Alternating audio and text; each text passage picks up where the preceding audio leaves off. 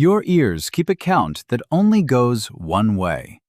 Every loud sound you have ever stood next to is still on it, not as a memory, as a total. Nothing you do subtracts from it. Most of what you have been told about hearing damage is about volume. It is really about arithmetic. So why does the ear, alone among your senses, never repair itself? Why does a bird deafened by a gunshot hear normally again in 3 weeks? And why can your hearing test come back perfectly normal while the damage is already permanent? Start with what is actually doing the hearing. Deep inside your skull, past the eardrum and the 3 smallest bones in your body, there is a coiled tube about the size of a pea. It is called the cochlea, and it is filled with fluid. Running along the inside of that coil is a strip of cells with tiny bundles of stiff hairs on top. These are the hair cells, and they are the only cells in your body that convert sound into signal. Sound arrives as a pressure wave in that fluid. The wave bends the hair bundles. Bending them opens channels, and the cell fires. That is hearing. Everything else is plumbing. Now, here is the part almost nobody is told. There are 2 kinds of hair cell, and they do completely different jobs. The inner hair cells listen. They are the ones wired to your brain. The outer hair cells do something stranger. They dance. Each outer hair cell contains a protein called prestin, packed into its side wall. When the cell is bent, prestin changes shape, and the whole cell shortens and lengthens in time with the sound. It is a muscle that runs at 20,000 cycles a second, and it pushes back on the wave that moved it. Your outer hair cells are an amplifier, built out of a protein running inside your head right now. They are what lets you hear a whisper. Without them, quiet sounds simply do not arrive. Now the problem. You are born with every hair cell you will ever have. The strip is finished before you can hear anything at all, and from that moment, the count only falls. When one dies, the space closes over with a scar, and the neighbors do not divide to replace it. Not slowly, not at all. If you want the rest of what your body can and cannot rebuild, this channel takes one mechanism apart every video. A study of 53 human cochleae mapped this directly. Hair cells thin out with age, worst at the base of the coil, and where that loss lands is not random, because the cochlea is laid out like a keyboard. The strip inside the coil is stiff and narrow at the entrance, and floppy and wide at the far end. Stiff responds to fast. Floppy responds to slow. So a high note peaks near the entrance and never reaches the middle, and a low note travels almost the whole length before it does anything. Every pitch you can hear has an address, and the address never moves. Which means damage to a particular stretch does not make everything quieter. It removes a band and leaves the rest untouched. The entrance takes the highest frequencies, and the entrance is also the stretch that every sound has to pass through on its way in. It absorbs the most traffic, and it wears first. That is why the top of your range is always the first thing to go, and why it goes for everyone. Which raises the obvious question, why can a bird do it? Because a bird's hearing organ keeps something yours throws away. Around its hair cells sit supporting cells that can still divide. Deafen a bird with noise, and those cells re-enter the cell cycle, turn into new hair cells, and wire themselves back to the brain. Hearing thresholds return to normal. In your cochlea, the supporting cells are there, and they are locked. The machinery exists, the permission does not. So what actually kills a hair cell? The obvious answer is that loud sound tears it apart, and sometimes that is exactly what happens. A blast can rip the hair bundles off outright, but the ordinary case is slower and much less dramatic. Sustained loud sound floods the cell with more work than it can pay for.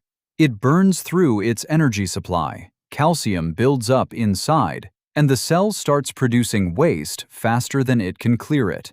Then it does something that sounds almost administrative. It initiates its own death. Nobody kills the hair cell. It stops. And this is where the arithmetic comes in, because the damage does not depend on how loud the sound felt. It depends on how loud multiplied by how long. This is why the two things that ruin hearing look nothing alike. One is a single afternoon at a concert. The other is 20 years of a commute that never seemed loud at all. Both land on the same running total. Now, the finding that changed the whole field, and it is only about 15 years old. Until then, the rule was simple. You get exposed, your hearing dips, and if it comes back, you got away with it. A temporary shift meant temporary damage. In 2009, two researchers at Harvard tested that assumption directly in mice. They used an exposure that caused a clear hearing loss, which then recovered completely. Thresholds back to normal. Hair cells intact under the microscope. By every measure anyone had been using, the ear had healed. Then they looked at the synapses. The connections between the inner hair cells and the nerve fibers running to the brain had been destroyed immediately, and they never came back. Worse, the nerve fibers themselves slowly died off in the months that followed. The hearing test said nothing happened. Half the wiring was gone. That last sentence is the whole video, so read it twice. A normal audiogram does not mean an undamaged ear. It means the surviving cells are still loud enough to pass the test. This has a name now: cochlear synaptopathy. The nerve connections are lost first, silently, long before any threshold moves. And it explains something that used to make no sense at all. People come in complaining they cannot follow a conversation in a restaurant. The test comes back clean, and they are told their hearing is fine. It is not fine. Their ear is quietly running on fewer channels. A quiet room needs very few. A noisy one needs all of them. So the first thing you lose is not volume. It is the ability to pull one voice out of a crowd. And there is a second consequence, which is the one people actually notice. When a stretch of the cochlea stops sending signal, the piece of brain that was listening to that stretch does not go quiet. It turns its gain up, looking for the input that stopped arriving. And what it finds is its own noise, which it reports as a sound.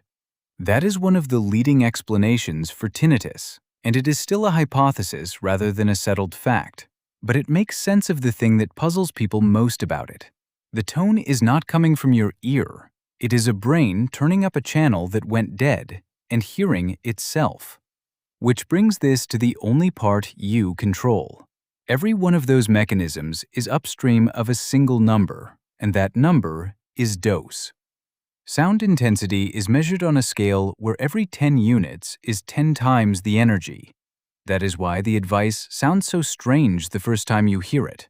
A small step in the number is an enormous step in the dose, which means the safe duration falls off a cliff rather than sliding down a ramp. The consequence is not that loud things are bad.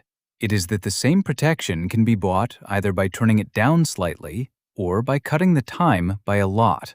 Turning it down is almost always the cheaper purchase.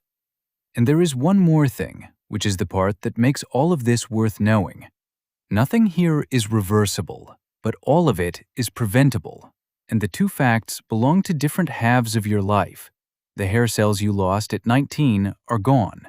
The ones you still have at 40 are the ones the next 20 years are about. Ringing in the ears after a loud night is not a hangover. It is the sound of cells that were pushed past what they could pay for, and some of them will not be there in the morning. Your body will rebuild almost anything you damage.